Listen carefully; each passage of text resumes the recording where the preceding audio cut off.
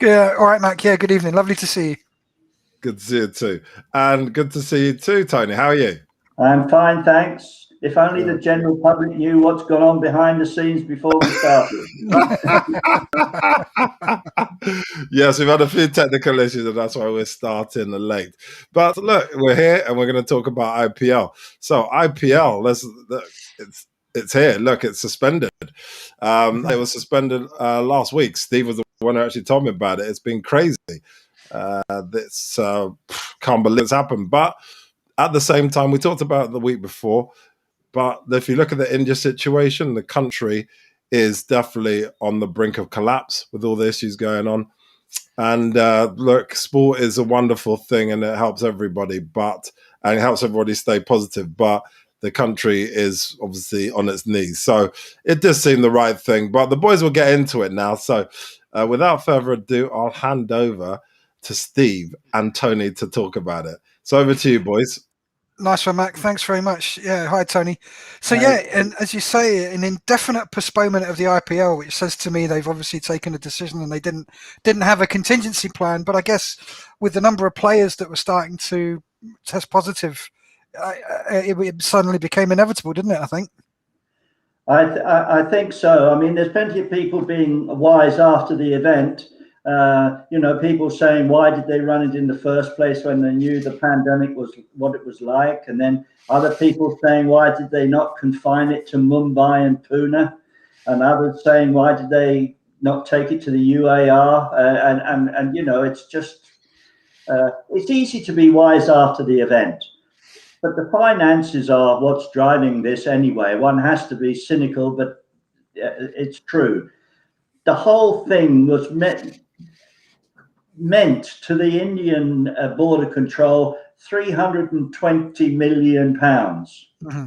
And Ganguly said yesterday that if it aborts completely, they'll lose £245 million, which I wouldn't think is too handy. So I think they will make every attempt to bring it back. But of course, the question is how, where, and when. Because absolutely. Mm-hmm. Big questions. Yeah. No, for me, I thought it was looking dodgy at the back end of last week when you were hearing some of the players were starting to test positive. That was the crucial thing. Once the bubbles had been burst. Yeah. Once the bubbles had been breached and it was starting to come in, then in a sense it changes things dramatically, doesn't it? Absolutely. And I think it makes it hugely unfair then to expect the players just to carry on and so on, because this is a serious matter, contracting COVID. And okay, so it can be. Okay, as we know now, well, some people have it and shake it off, but many people, and it kind of seems fairly indiscriminate.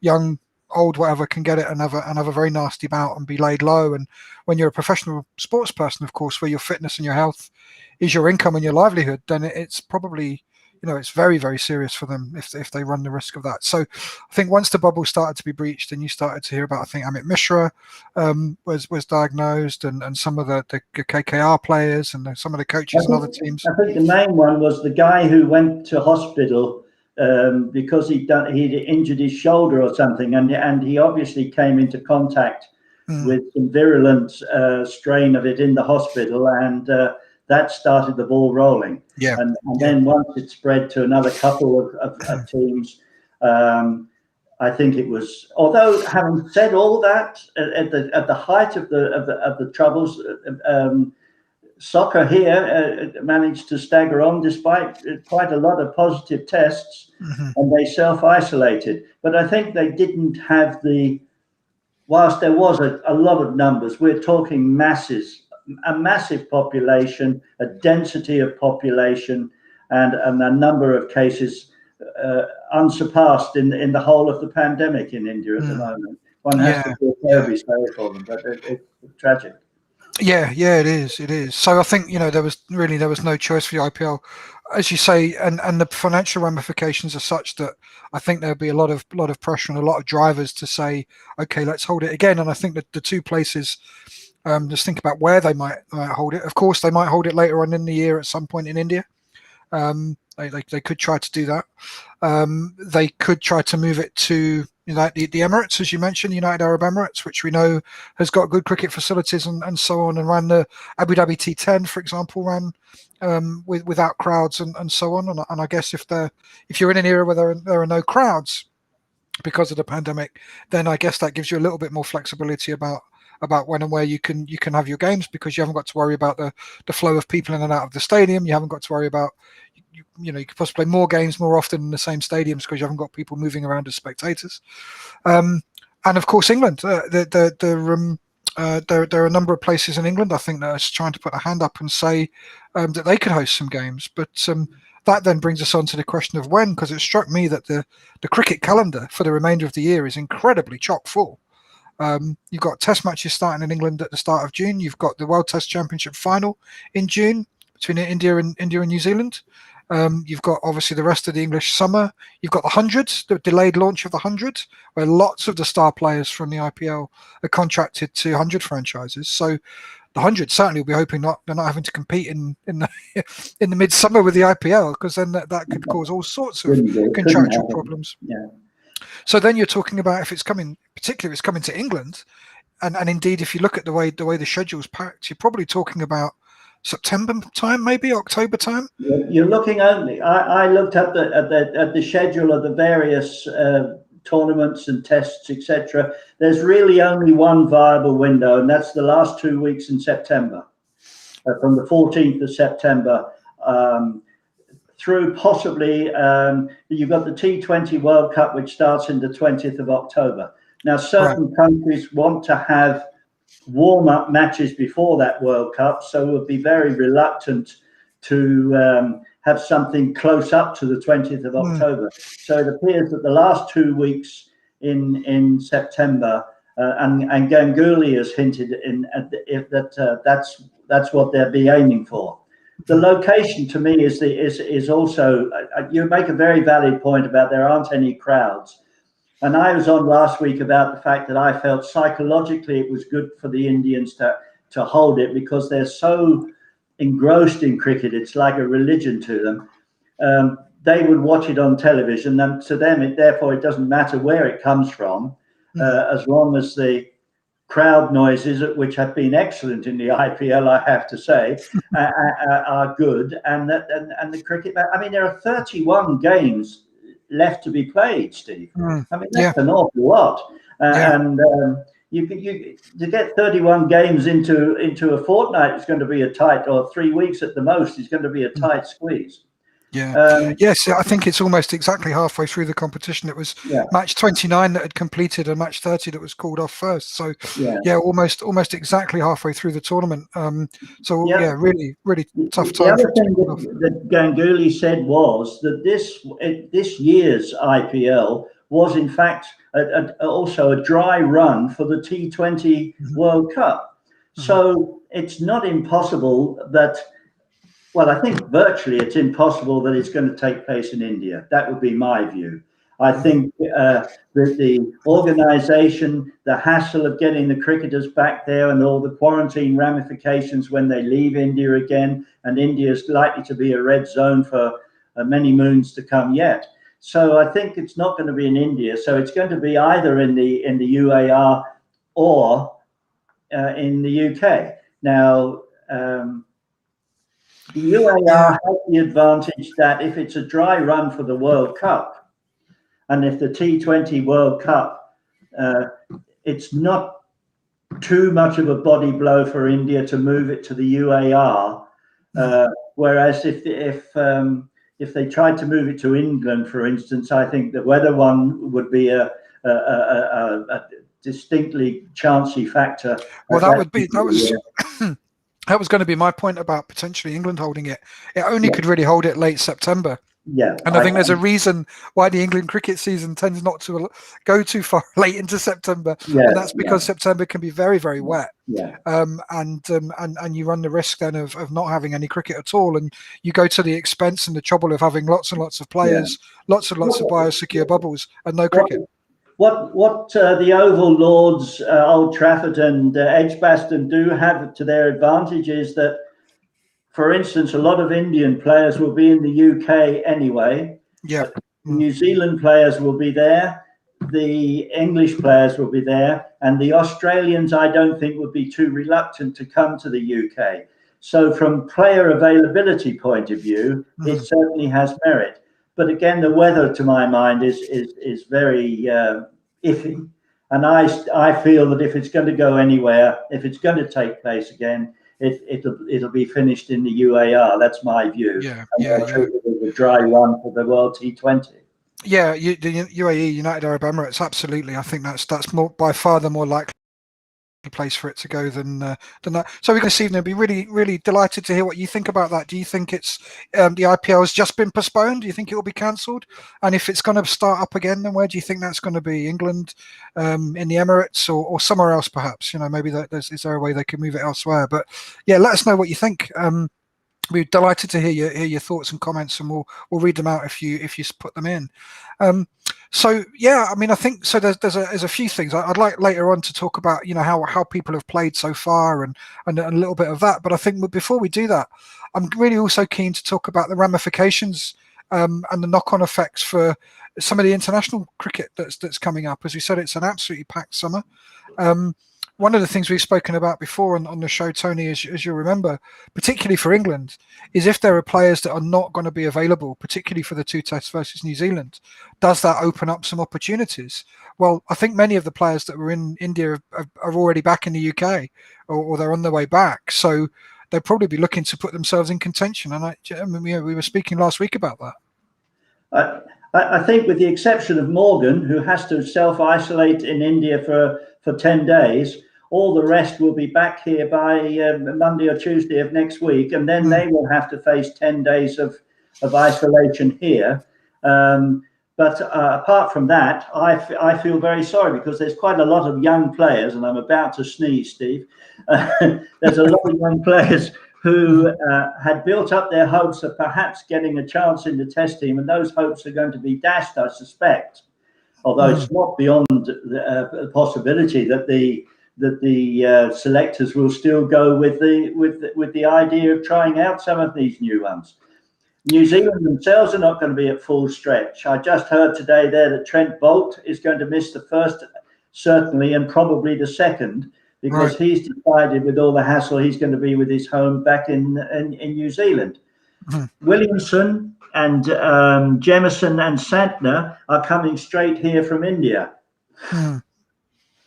Yeah. Well, I guess I think we've had that with a lot of the Australian players as well, deciding to go back to Australia, but Australia actually making it very difficult for people to travel there from India.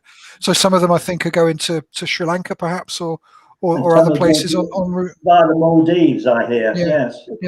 What a hardship. I wouldn't mind going anywhere via the Maldives. It's tough for them to have to sunbathe for 10 days on the beaches of the Maldives.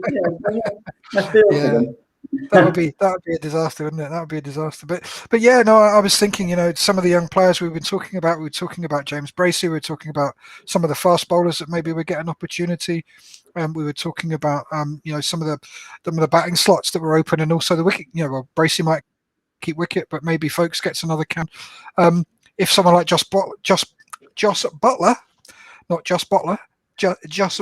comes back, then I think the selectors are likely to pick him.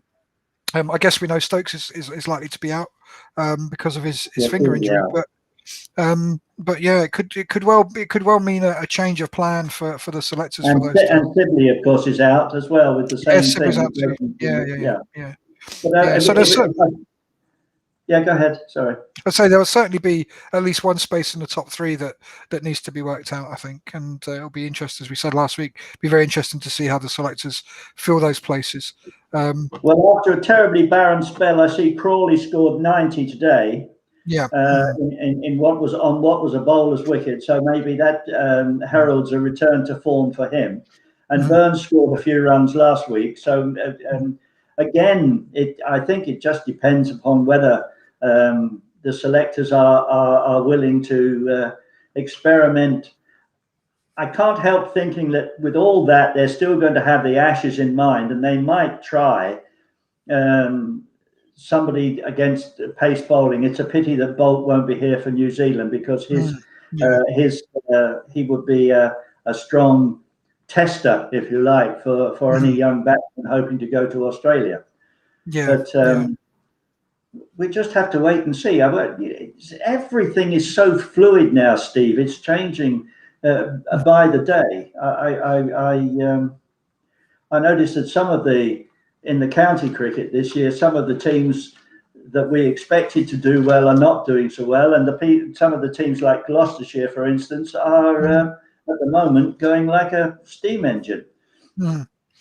Yeah, no, it's a bit interesting. So yeah, county cricket today, it was certainly a bowler's day. I think I don't know what was in the water in the county games today, but there were a lot of wickets fell today. Lots of teams got skittled very cheaply. I think Essex were out for 99. I think was it Sussex that were 25 for 7 or something at one point, or Hampshire? It was incredible. They fought back a bit. White got a few runs from Middlesex today. Yeah. No, Middlesex had a middling day. I think we reached 200 for 8 or 205 for 8 or something at the close, which is better than many teams have managed today, I have to say. Yeah. It was a funny old day today. But again, the weather in the UK has been very strange. There are people who've had snow today in the UK on the 6th of May. So very unusual.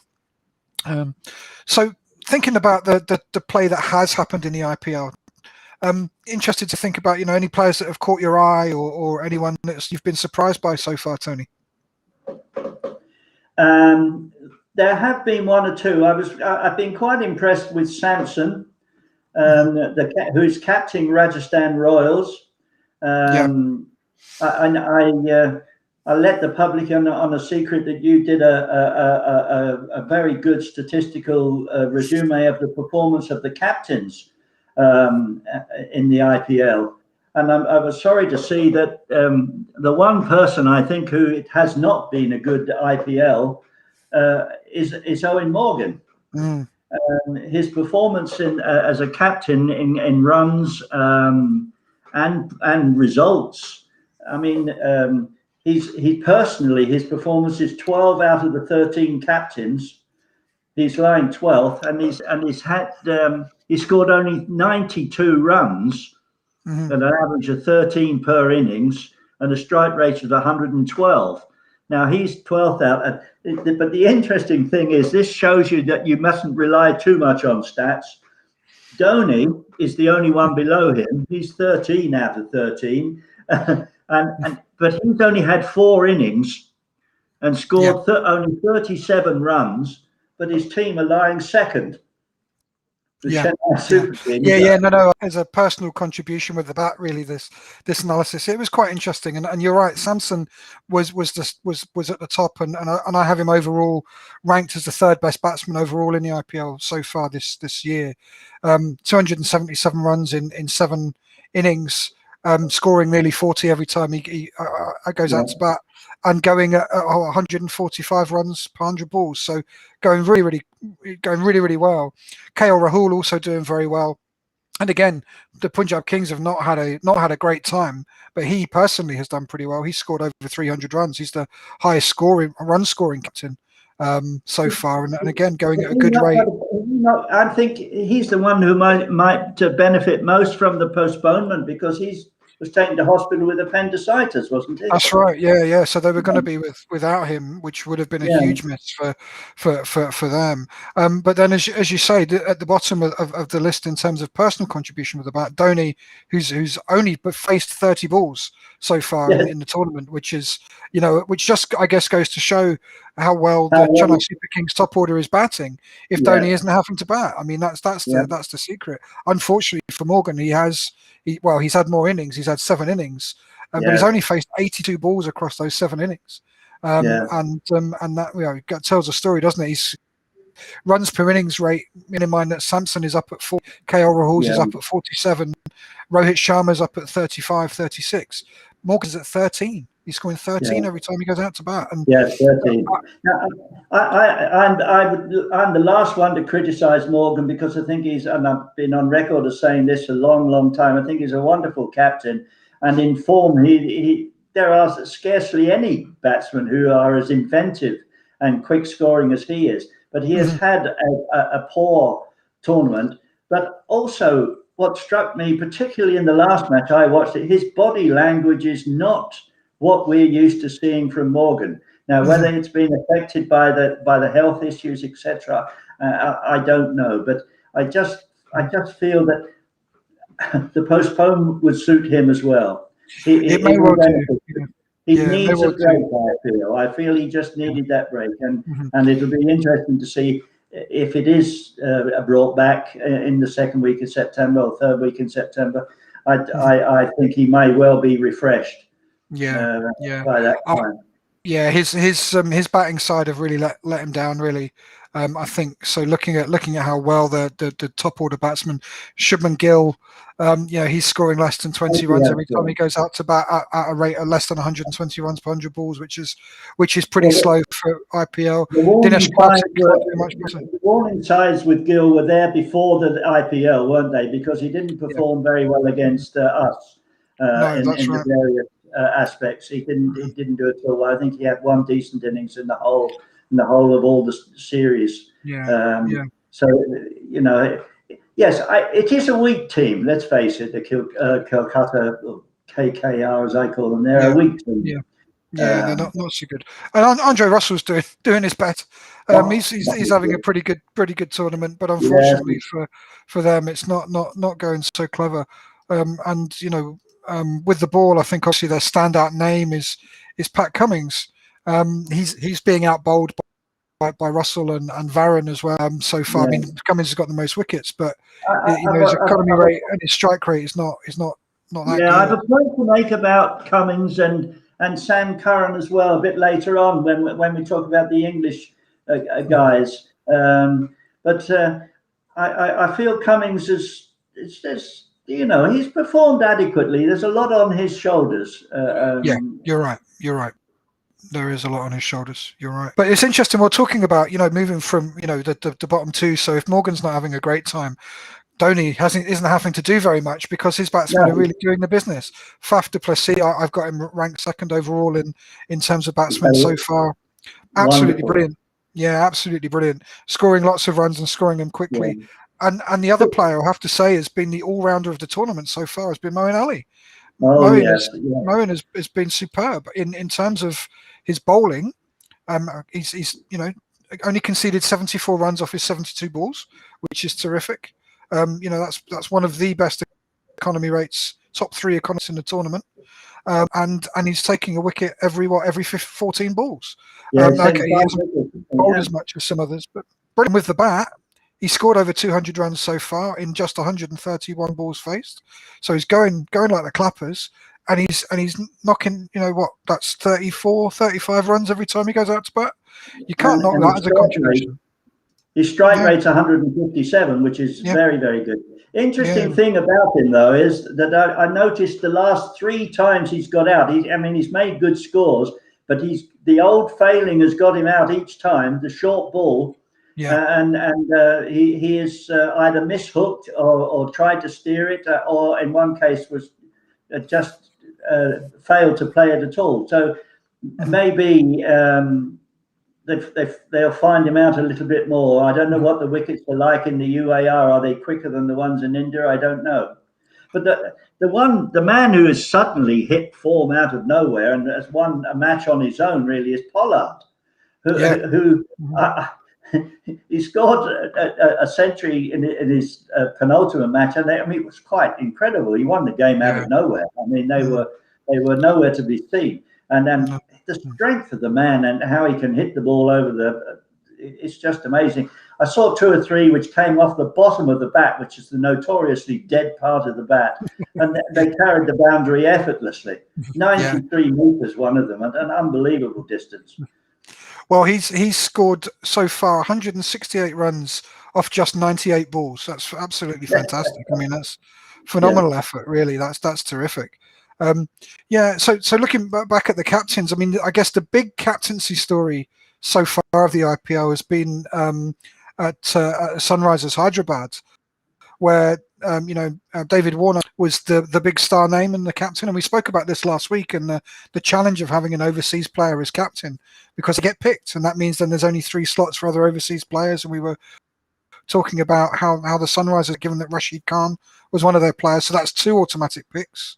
You got Bairstow that was going really well, but then you've got to try to fit Kane Williamson in, and Jason Roy's there, and so on and so forth. And how do they do it? And they weren't really seeming to find the right blend and right players. And what happened? David Warner was relieved of the captaincy duties. So, but so that was a story in itself. And I think clearly things are not going great for the Sunrisers.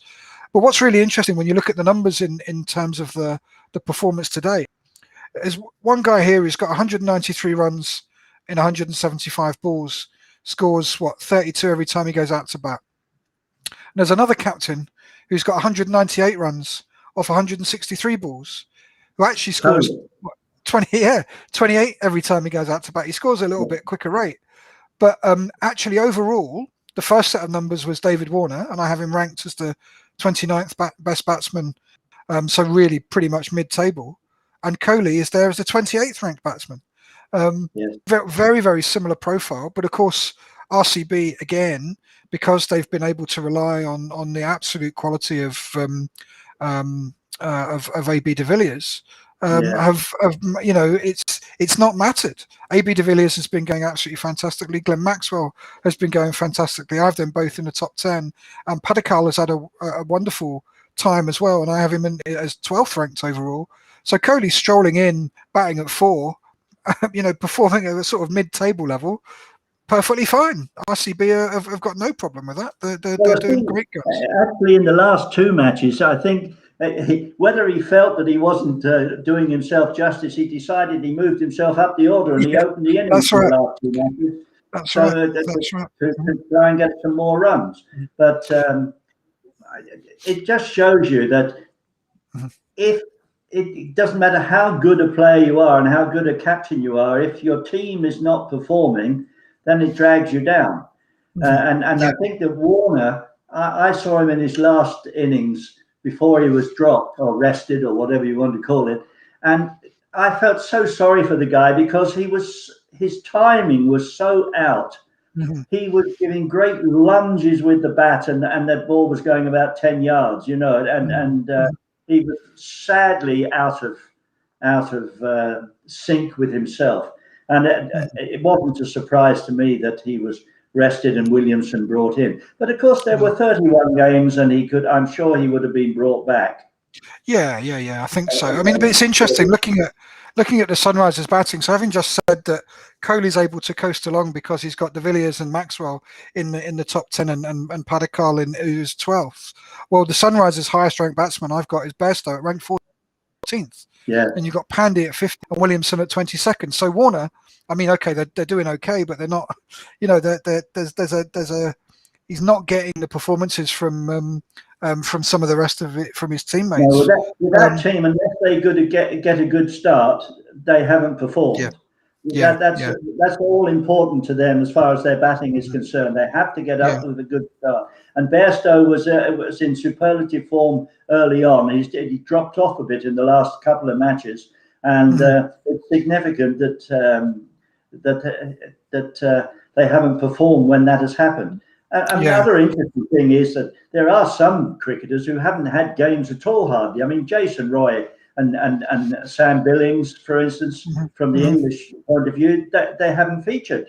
And it's devilishly difficult to get in, especially as some of the Indian players are turning in wonderful performances. Yeah. Obviously, from the local, it is the Indian Premier League after all. So it's hard to blame the teams for selecting the Indian players. Yeah. No, absolutely, and indeed they have to have seven in every game, don't they? At least. So, it's been interesting. So, moving away from the captains and just looking at how the English-based players have performed so far, the ones we know and love in the county game. The standout batsman so far, I think, has by far been Jos Buttler, who's performed brilliantly. 254 runs off 166 balls. Pretty close to Moeen's performance, actually, who's got, say, 206 runs off 131 balls. They're both averaging in the mid-30s, strike rate over 150. Bairstow is the next ranked English batsman, who's got 248 runs. So he's almost got as many runs as Buttler but a little bit slower, 141 runs per 100 balls. So only all for doing the well. last 2 or 3 innings, I think Bairstow would be a way out ahead. It's interesting that Butler started slowly and has come into form. Bairstow started in prime form and has drifted off. Ali has just been consistent to Moen all the way through. He's just he has. And of course, I think he enjoys batting at number 3. It's suitable for him. He can lift the ball over the infield in the early overs if he gets in early with the power plays. And I think he's well, as an all-rounder, as you said, because his contribution with the ball as well has been, I think, pretty good. Yes, I was raving about Jadeja earlier on in our broadcast, but he's been eclipsed by Moen. I mean, he has. He's not performed with the bat anywhere near as well as Moen. No, nor with the ball. No. I think I think I think Moen has been brilliant, and in fact, somebody else who's having a pretty good all-round IPL, or was having a good all-round IPL, was perhaps a slightly smaller scale, was Sam Curran. So he's the leading English wicket taker so far with 9 wickets, and he's bowled the most as well. He's bowled a lot. He's bowled 150 balls. So economy rate of, which is okay, of getting up towards 9. It's probably the wrong side of okay, actually. Strike rate of every wicket every 16, 17 balls. So he's kind of mid-table with the bowling, but with the bat, he's done really, really well. He's only had 3 innings, but he's scored 52 runs in 25 balls. So that strike rate of 208 runs is actually okay. It's from a fairly small sample, but is number 1. I had my reservations about Curran, and I have to say I still cannot understand how a guy with the stature that he has can bowl like he does. But I maligned him, and I've looked at that bowling performance, as you say, 150 balls, and he's gone for 217 runs and taken 9 wickets at an average of an economy rate of 8.68 and over. But the significant thing with Sam Curran is, of those 150 balls, 66 have been in the last 2 overs or the first 2 overs, and especially the last 2 overs. It is not uncommon to go for 16, 18, 20 and over. And that is what's happened to Sam. And so his analysis, if you like, his figures have been dramatically, if you like, jerked by the fact that he's stepping into the breach and bowling the last 2 overs in every innings of the opposition when they're scoring runs at a colossal rate, and yet he's still getting the wickets. And when he opens the bowling, some of his in his first 2 overs, he's still getting the swing that nobody else seems to be able to get with that white ball. I think he's had a very good IPL, and I think it bodes well for when he gets with a red ball in his hand, which will swing a lot more. It'll be very interesting to see how he does, because I think I would give him a great shot to go down under for the Ashes. Be very interesting to see how he performs on the wickets down there. But he's a very competitive player as well, isn't he? And I think he would be a good pick for an Australian tour, actually, because I think he would enjoy the competitive edge to an Ashes series. I think he could do very well actually in Australia. I think that could be quite good. So no, it's great that he's doing well in the IPL. Very, very good. So the other players, just to touch on some of the other kind of overseas big name players, have to say so far the universe boss Chris Gale's not having a terrific series. So he's done okay, 178 runs off 133 balls, but he's kind of mid-table-ish in terms of the overall IPL. And with the ball, a little mentioned spinner on this show, Rashid Khan, is the best overseas bowler by a country mile. That's a totally unbiased opinion of yours. Totally unbiased opinion. But his economy rate of just over 6 and over, 172 runs off 168 balls, as well as taking 10 wickets. So we're taking a wicket every 17 balls. Absolutely terrific. The one thing I've noticed about him is the pace he bowls at. Yeah. he bowls, I would say, probably 10 miles an hour faster than the other spinners. And that, of course, makes the ball more difficult to spot in the air as to whether it's a wrong one or whatever it is. And two, it's harder for batsmen to use their feet to him and to get down the wicket. He is without doubt a top notch. I would be very amazed if he doesn't go to either a county or to a big state somewhere to play cricket. Yeah, no, he's a terrific player. I had a laugh at the pacey bowls.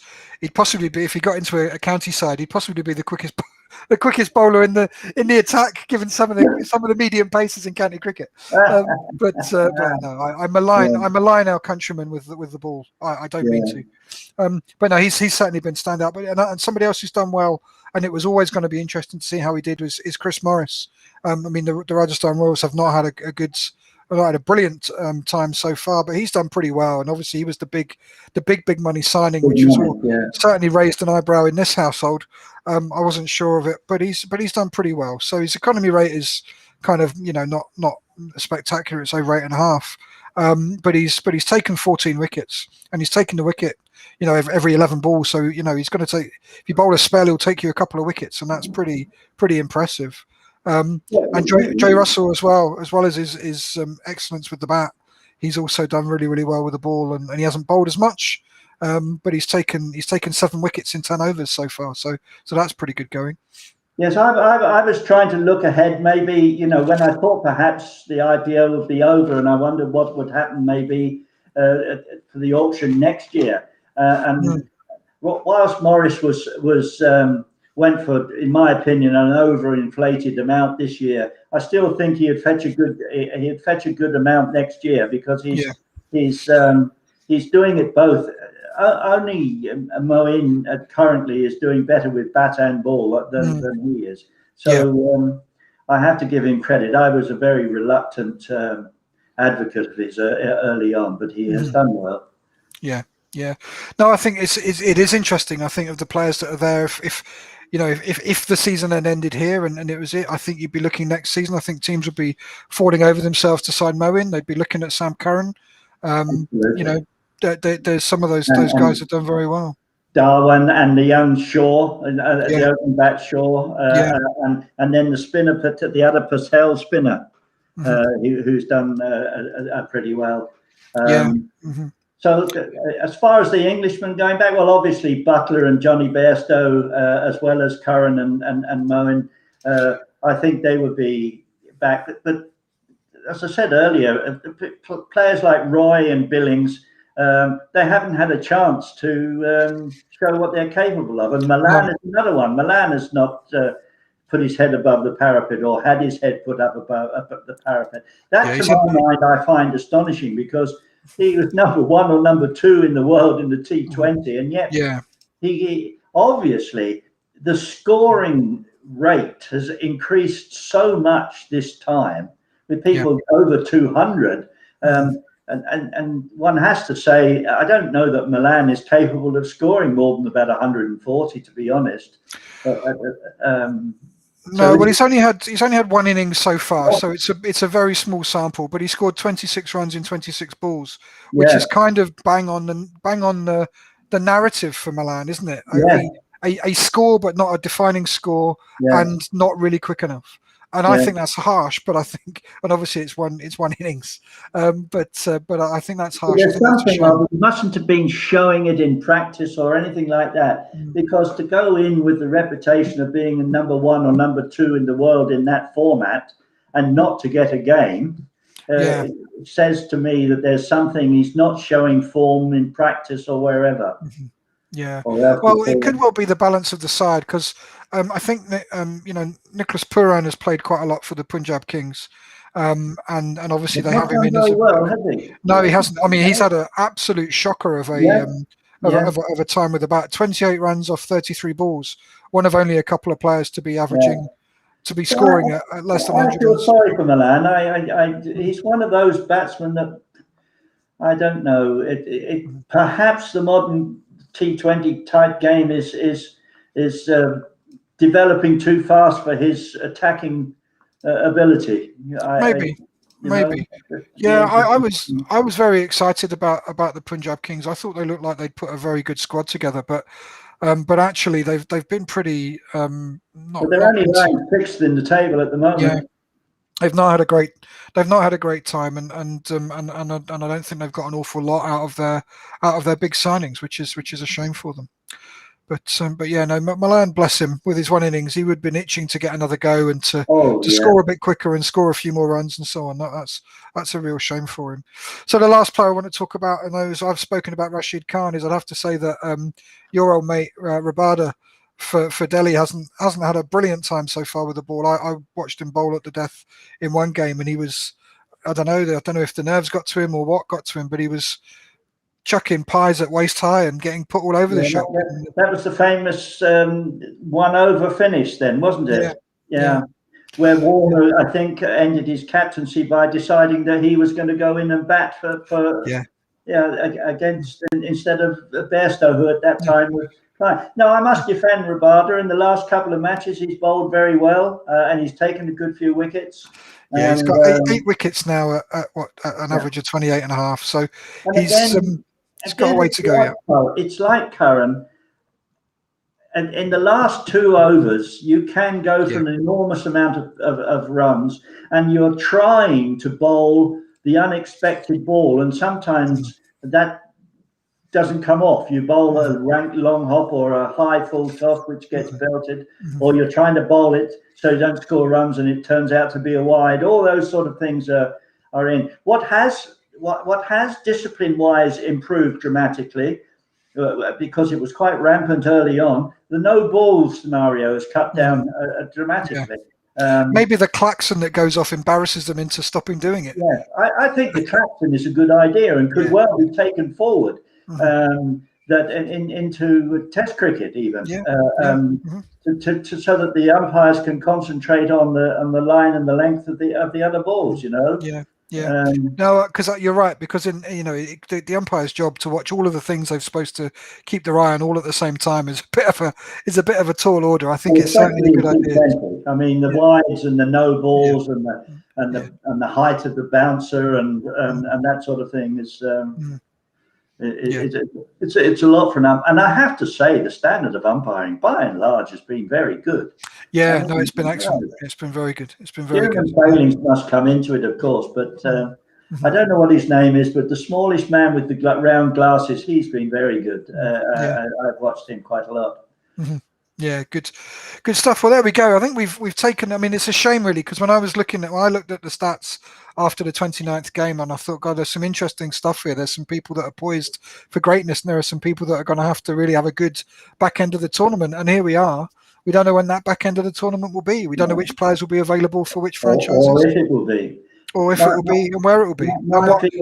My feeling is that 245 million is a heck of a lot of money to lose, and they will try and squeeze it in somehow. Yeah, and I think that the last 2 weeks in September are definitely favourite, and I would put my money on the UAR ahead of the UK. Yeah, I agree, Tony. I think back end. So you heard it here first, folks. Back end of September in the Emirates. That will be when the IPL gets played. But who's to say which players will be available? Who's to say who'll be fit, and so on? And what will the franchises be able to bring new people in or not? A whole host of questions. And what will be the attitude of somebody like Livingstone, for instance, who got fed up with being in the bubble and came home? Will he say now, "Oh, I might go back," or would he be welcomed back after having effectively deserted the ship? Yeah, well, maybe if they realised he wasn't going to play, that they let him go. And who knows what contractual terms there are in the background in terms of what payments and so on. You don't know. But I got a question for Mac. If see what he thinks of this. You there, Mac? Oh yeah. We should have a cricket fan in September. If it's played in England by then, you would like to think crowds will be able to get back into sporting events in September. So should we say there'll be a cricket fan show away day at an IPL game if there's one played in England? Yeah, definitely. I think that'd be brilliant. And the good thing we can do it live. And everybody's welcome to join us as we're watching the game. And it'll be a nice game because obviously it'll be short and sharp. It won't be like your usual away days, boys, for 5 days or 3 days or whatever amount days you like to do it for. You wait, They're Mac. short and sweet. We'll get you to some T20s, and before you know it, you'll be longing for Test cricket. I can assure you, Malcolm, that Steve's day at Test cricket is fully taken up with all his scorecard and score recordings. It's unbelievable. You know, he carries about 6 different coloured pens, you know, with him to highlight various things that happen on the cricket pitch. You know. Well, in the lockdown, Tony, I've modernised, and I've now got a spreadsheet, so I don't need pens anymore. I just take my laptop. Okay. Okay. But it would be interesting, actually. That's taking up too much room for your sandwiches.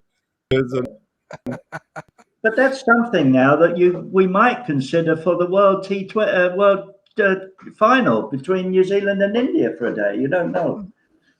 Give that some thought. Yeah, maybe. Good your food and whatever else, or do you just buy it on the day? Yeah. No, I'll definitely There's always be room there. for food. There's always room for food. Of course there is, and drinks and stuff. But do you buy it on the day, or do you go shop, or do you actually buy it in the house? Do you want me to be honest? I do both. Go on. I have no comment to make. I plead the Fifth Amendment. The picnic takes you up to lunch, and then and then it's open season on all the food stores. Really, that's the way. You see, everybody can only see me from the shoulders upwards. They don't know the weight that's carried beneath the shoulders. I can assure you. Absolutely. I'm much more of a Colin Milburn than a Virat Kohli in terms of my physique. I'm more sophisticated than Milburn. I'm a Colin Cowdrey. Very good. Yeah, great stuff. Well, there we go, Mac. That's the IPL. Lots to talk about still, but such a shame we won't have that kind of real spectacle of cricket to enjoy. But let's, I guess the main thing is people have got to be safe. The health of the professionals and health of the people in India has got to take precedent. And if it feels like the right decision, even though from a pure cricket perspective, of course, it's a real shame. But we just wish everybody in India well and hope that they're that the situation turns around and we can all get to enjoy India and Indian cricket again soon. Yeah, thank you so much. And that's a good place to end it. And thank you so much, both of you. Thank you, Steve, for always giving and leading in the insights and the discussions. And thank you, Tanya, as well, for your contribution. It's always brilliant, invaluable as well. So look, if you're watching this live, thank you very much for anyone who's watched it live. And those who watch it after we've done it live, we'd love to hear your thoughts on the matter. Leave any comments, leave any thoughts about what you think about the IPL. Should it have carried on, even though obviously there's a huge pandemic there, or should it have been stopped earlier even? Or was it the right time? Just let us know your thoughts on the matter. We'll love to hear your comments and we'll have to chat about it as well. So as always, we're here every week around 8 p.m. English time, GMT. So join us whenever you can. We'll be here through obviously the rest of the county cricket and on to the 100 and all the rest of the things I think boys talked about as well. So don't forget to like and subscribe. Join Twitter. Obviously, SFTV, as it says, SFTV_cricket. Thank you for watching. We appreciate it. It's always a pleasure.